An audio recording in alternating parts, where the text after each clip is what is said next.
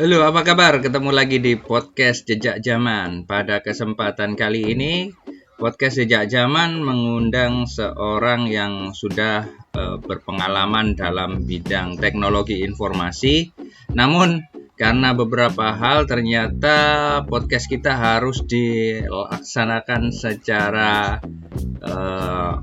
offline asinkron ya. Jadi dalam jeda waktu yang agak lumayan lama. Dan kita perkenalkan bahwa tamu kita pada kesempatan dialog ini adalah seorang guru. Beliau bidangnya adalah bimbingan konseling, namun dia sudah berkiprah sebagai konten kreator ataupun webmaster. Dalam waktu yang tidak sebentar, dia sudah sekitar 10 tahun lebih bahkan berkiprah di bidang ini. Dan dia karena komposisinya sebagai guru ya, punya segudang pengalaman dan segudang cerita bagaimana sih peran serta kemajuan teknologi, khususnya teknologi informasi ini bisa berpengaruh pada bidang pendidikan ataupun kebudayaan. Coba kita simak dialog kita kali ini. Assalamualaikum Mas Ical, bagaimana kabar hari ini? Bagaimana kalau kita wawancara via WhatsApp saja ini, nanti suaranya biar saya gabung-gabung jadi sebuah podcast. Apa Bang Ical bersedia? Waalaikumsalam. Oke. Lewat voice note saja, Bos. Makasih Bang Ical. Nah, selama ini saya mengenal Bang Ical sebagai seorang guru, kemudian sebagai YouTuber juga, sebagai webmaster juga. Dan kita pada kesempatan hari ini mau ngobrol-ngobrol tentang seputar dunia teknologi yang kemudian kita hubung-hubungkan dengan pendidikan, ataupun nanti ada disinggung juga ya tentang kebudayaan. Dimana sebenarnya kalau kita memandang teknologi dari sisi pendidikan ataupun kebudayaan, ini memang sangat berhubungan erat ya Bang Ical. Saya mau tahu nih, yang pertama nih, saya mau tahu pandangan Bang Ical, apakah perkembangan teknologi khususnya web dan juga YouTube dan juga dunia konten kreator itu memang mutlak diperlukan untuk dunia pendidikan maupun kebudayaan. Terima kasih kesempatannya Pak Ian. Jadi kalau menurut pandangan saya mengenai YouTube, kemudian web dan konten kreator, itu diperlukan di dunia pendidikan, karena dengan saling berbagi baik lewat tulisan kemudian video itu bisa membantu para rekan guru atau siswa.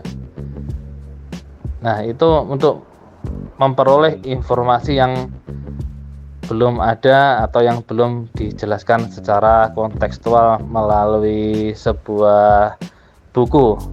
Tapi perlu digarisbawahi, biasanya dengan adanya kemudahan dalam berteknologi, nah itu biasanya ada yang menganggap bahwa segala sesuatu itu yang benar harus merujuk pada internet. Jadi misalnya ingin membuat sebuah perangkat pembelajaran, jangan sampai ada yang mengatakan yang benar itu harus berdasarkan dari internet.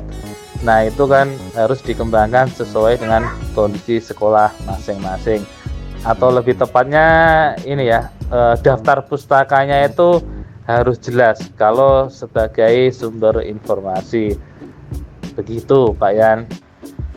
Oke, menurut Bang Ical nih, kan ada konten dalam bentuk video seperti YouTube, terus ada konten yang berbentuk teks seperti website itu yang dominan teks.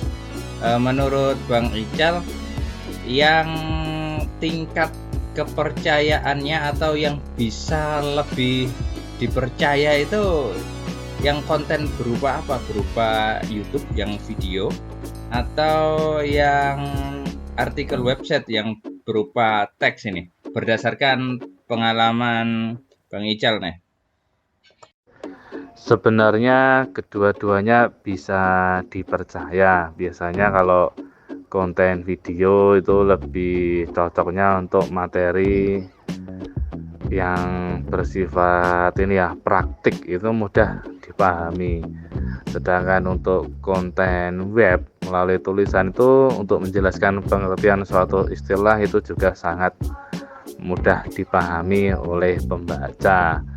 Namun bagi yang melihat atau yang membaca itu harus pinter memilih mana yang bisa dipercaya atau tidak. Misalnya kalau konten video ya, biasanya kalau yang menjelaskan seorang dokter itu biasanya dia pasti mengutip sebuah penelitian jurnal ilmiah yang dilakukan di tempat titik-titik, kemudian itu menjelaskan tentang sesuatu. Nah, itu baru bisa dipercaya. Itu hanya ini ya, contoh saja. Kemudian kalau untuk konten web itu biasanya harus menyertakan juga sumbernya. Selama sumbernya bisa dipercaya, nah itu juga bisa dipercaya oleh para pembaca. Jadi untuk menjawab pertanyaan tadi, di antara video atau tulisan itu lebih dipercaya mana? Keduanya sama-sama bisa dipercaya. Yang perlu diperhatikan adalah sumbernya. Mungkin itu saja. Oke, baik. Jadi intinya kita harus pinter-pinter ya membedakan mana yang bisa dipercaya, mana yang tidak. Lalu kita coba bergeser sedikit ini Bang Ical. Ya, jadi Bang Ical ini kan seorang guru. Nah, tentunya Bang Ical punya gambaran seberapa pentingnya sih YouTube atau artikel web bagi pembelajaran di sekolah atau bagi peserta didik yang mengerjakan tugas-tugas itu. Mungkin Bang Ical punya pengalaman tersendiri terkait hal ini. Menurut saya gini Pak Ian, jadi untuk era sekarang ya itu sangat penting karena anak milenial itu sudah mulai bosan dengan pembelajaran seperti biasa, misalnya dengan menggunakan buku atau modul. Nah itu mereka biasanya bosan.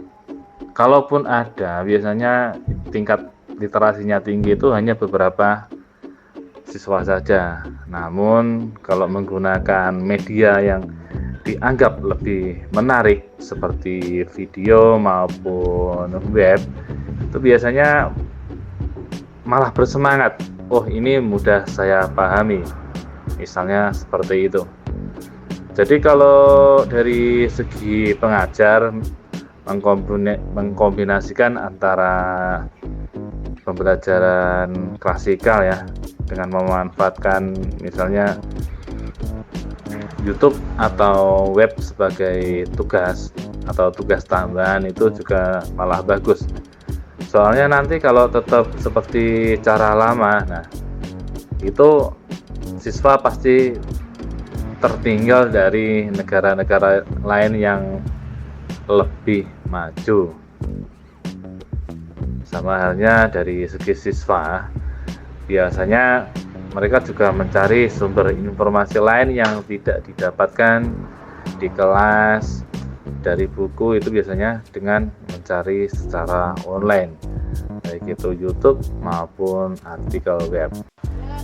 Nah, sebagai webmaster, Bang Ical kan punya tools ya, peralatan yang bisa menghitung nih kira-kira peserta didik ini lebih suka mana ini? Antara video atau sumber belajar yang berupa teks?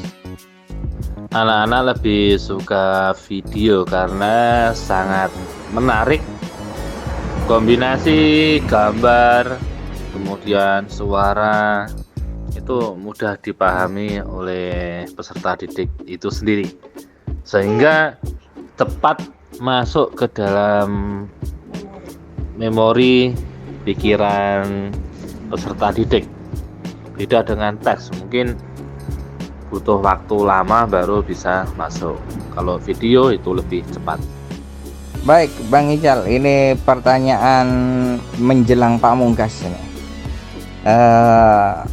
Pasti Bang Ical yang sudah lama bergelut dalam dunia web, dunia content creator, punya tips bagaimana supaya peserta didik ataupun guru ini dapat memanfaatkan teknologi informasi sekarang ini secara maksimal di dunia pendidikan.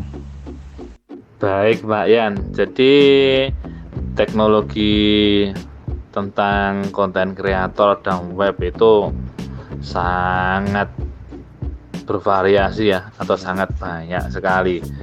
Khusus untuk guru, kalau ingin menggunakan itu pasti menggunakan platform yang telah ada. Pertimbangannya itu tidak harus memakai yang paling canggih, tapi yang paling mudah dijalankan oleh si pelaku itu sendiri, atau yang paling sederhana. Begitu juga dengan siswa. Jadi kalau targetnya nanti siswa, ya harus pandai memilih media mana yang tepat atau yang cocok untuk siswa sendiri. Jadi istilahnya itu percuma kalau kita misalnya pakai platform-platform yang telah ada, namun itu kurang populer untuk peserta didik sendiri atau siswa itu sendiri. Biasanya kan banyak sekali ya kayak platform yang disediakan oleh pemerintah. Nah itu, tapi dari segi peserta didik sendiri itu biasanya memiliki platform tersendiri yang sering dipakai. Nah itu harus match kedua-duanya kan gitu. Nah itu kalau sudah berjalan, nanti dalam melaksanakan proses pembelajaran itu pasti mudah dilakukan. Baik, makasih Bang Ical sudah tanya jawab dengan kami, sudah meluangkan waktu. Ya, hal ini tentunya menjadi pengetahuan baru untuk saya dan juga pendengar lainnya. Semoga kita bisa sambung di lain waktu ini ya Bang Ical ya. Oke, terima kasih banyak atas kebersamaan kita pada kesempatan kali ini. Semoga Bang Ical dan keluarga di rumah sehat-sehat selalu. Nah, itu tadi adalah rekaman yang kemudian digabung sedemikian rupa tentang bagaimana sebenarnya teknologi, khususnya teknologi informasi yang berupa YouTube, kemudian berupa website itu mendukung dunia pendidikan. Tentu saja diskusi kita tadi bersama narasumber Farizal Amir atau kita kenal Bang Ical itu berdasarkan pengalaman beliau. Mungkin narasumber lain bisa kita datangkan juga untuk memberikan tanggapannya, dan bisa jadi memiliki opini yang berbeda dengan narasumber kita hari ini. Tapi kita patut berterima kasih pada Bang Ical karena sudah memberikan pengetahuan baru bagi kita. Oke teman-teman, demikian podcast Jejak Zaman pada minggu kali ini. Semoga kita berjumpa dengan topik yang lain yang tidak kalah menarik dengan kali ini. Sampai jumpa.